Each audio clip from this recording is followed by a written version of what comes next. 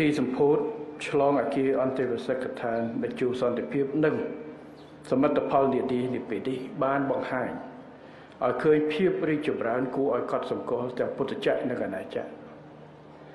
តាមរបាយការណ៍របស់អាដាមចៃបរិនរដ្ឋមន្ត្រីក្រសួងធម្មការសាសនាចំនួនវត្តអារាមព្រះពុទ្ធសាសនានិងចំនួនព្រះសង្ឃនៅទូទាំងប្រទេសមានការកើនឡើងជាលំដាប់នេះបញ្ជាក់ឲ្យច្បាស់ឲ្យឃើញយ៉ាងច្បាស់ថាកត្តាសុខសន្តិភាពនៅតែជាបុរិយលក្ខខណ្ឌចាំបាច់គ្រប់កលៈទេសៈសម្រាប់មនុស្សគ្រប់រូបកត្តាសុខសន្តិភាពមិនត្រឹមតែបង្កលក្ខណៈដល់ការវិវត្តជាតិប៉ុណ្ណោះទេប៉ុន្តែផ្ដល់នូវកលានុវត្តភាពនិងលទ្ធភាពគ្រប់គ្រាន់សម្រាប់សាសនិកគ្រប់សាសនានៅក្នុងការរៀបចំសាសនពិធីនិងសកម្មភាពសាសនារបស់ខ្លួន